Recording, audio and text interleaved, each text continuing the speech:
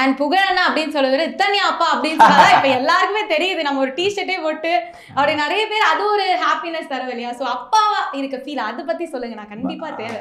ஏன்னா நம்ம ஒரு கலைஞனா எல்லாரும் பார்த்துருப்பாங்க, ஒரு ஹஸ்பண்டா நாங்க பார்த்துட்டோம் 1 இயரா. ஸோ ஒரு அப்பா இப்போ அப்பா அந்த ஃபீல் அதை பத்தி. அது வந்து ஒரு வேற வேற லெவல் தானம். ஏன்னா வந்து அப்பான்ற ஸ்தானம் வந்து அது எவ்வளோ பெரிய ஒரு அன்பு கஷ்டம் எல்லாமே. அதை தாண்டி எனக்கு பாப்பா பிறந்ததை விட என்னோட ஒய்ஃப் அதுக்காக கஷ்டப்பட்டது தான் என் கண் முன்னாடி வந்து போச்சு. இவ்வளோ கஷ்டப்பட்டாங்க. ஒரு 10 மாதம் சுமந்து அவங்க வந்து அதுக்கு ஒன்றான இது பண்ணி இப்போ குழந்தைய பெற்றதுக்கு அப்புறமா அவங்களுக்கு தூக்கம் கிடையாது, தலைவலி. ஏன்னா பாப்பா தூங்குறப்ப தான் அவங்களும் தூங்கணும். அவங்க 10 நிமிஷம் தூங்குறப்ப பாப்பா உடனே எழுந்துருவாங்க, அழுது உடனே அவங்க ஃபீட் பண்ணணும். இது ரொட்டீன் இதே தான் இருக்கும். அவங்க படுற கஷ்டத்தெல்லாம் பார்க்குறப்ப அப்போலாம் வந்து நம்மலாம் அதுதான் எல்லாருமே அந்த டெலிவரி எக்ஸ்பீரியன்ஸ்னு ஒன்று இருக்கு. அதெல்லாம் தான் அதான் பெண்களுக்கு தான் சொல்கிறேன் நான் மொத்தமாகவே.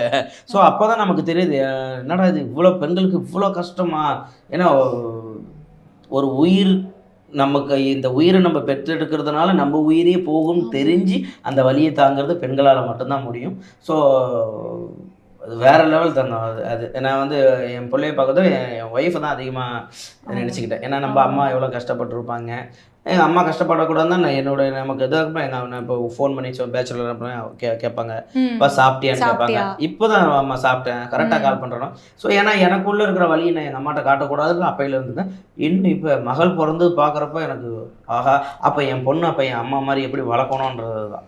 ஆமாம் கண்டிப்பாக. அந்த ஃபஸ்ட்டு அவங்கள வாங்கின மொமெண்ட் இருக்கும்ல, அதை பற்றி நான் அதாவது வேற இல்லை. நான் ஆக்சுவலி நான் உள்ளே தான் இருந்தேன். நான் டெலிவரி ஆனப்போ என் ஒய்ஃப் கூட தான் இருந்தேன். நான் டாக்டர்லாம் ஓகேன்றாங்க. ஏங்கல்லாம் தண்ணி ஊற்றிட்டு இருக்கு. ஏங்க நாங்கள் வந்து அவங்களுக்கு இது பண்ணுறது உங்களை கூட்டா நீங்கள் என்னங்க அழுதுட்டு இருக்கீங்க?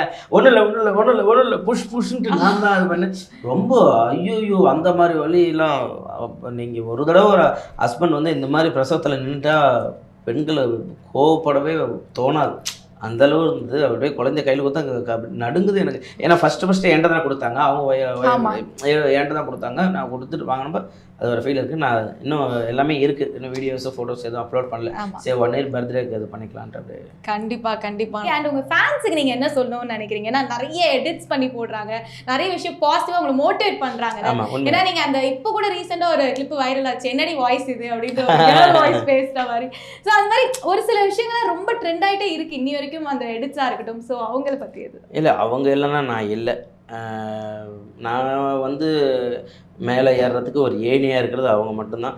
எல்லா விஷயங்களுக்கும் எனக்கு சப்போர்ட் பண்ணிக்கிட்டு நான் தோண்டு போனாலும் ஆனால் நாங்கள் இருக்கோம், நீங்கள் கவலைப்படாதீங்க, கண்டிப்பாக நீங்கள் பண்ணுறதுக்கு நாங்கள் சப்போர்ட்டாக இருப்போம். எல்லா விஷயத்துக்குமே எனக்கு இது பண்ணுறாங்க. ஒரு எடிட் பண்ணி போடுறதுமே அவ்வளோ அழகாக போடுறாங்க. மனித கடவுள் தெய்வம் இதெல்லாம் போடுறப்ப இதெல்லாம் வந்து பெரிய விஷயம் இல்லையா? காரைக்காலில் ஒரு பையன் வந்து அவரோட இதயத்தில் இது பச்சை குத்திருக்காரு. பச்சை குத்திருக்காரு. தாம்பரத்தில் ஒரு தம்பி பச்சை குத்திருக்க ஆல்பர்ட் சொல்லிட்டு சூர்யான்னு சொல்லிட்டு ஒரு பையன் இதில் தருமபுரி மாவட்டத்தில் பச்சை குத்திருக்காங்க. இதெல்லாம் எவ்வளோ பெரிய விஷயம். அப்பா அம்மாவுக்கு இது பண்ணுறோம். நான் சொன்னேன் தங்க ஏன் தங்க இந்த மாதிரி வலி இதை அண்ணா இல்லைண்ணா நீங்கள் தான் எனக்கு அவங்களாம் நான் கைமாற நான் என்ன பண்ண போகிறேன்னு எனக்கு தெரியல. என்ன தான் நீ காசு பணம் எவ்வளோ கொடுத்தாலுமே அது ஈடே ஆகாது. அவங்களுக்கு வேற நான் அவங்க சந்தோஷமாக இருக்கிறத நான் என்ன பண்ணுமோ அதை பண்ணிட்டு தான் இருப்பேன். ஸோ கண்டிப்பாக எனக்கு என்னோடய ஃபேன்ஸுன்னு சொல்கிறத விட என்னோடய ஃப்ரெண்ட்ஸு அவங்க நல்லா இருக்கணும். அவங்களுக்காக நான் வந்து கடைசி வரையும் இருக்கணும்.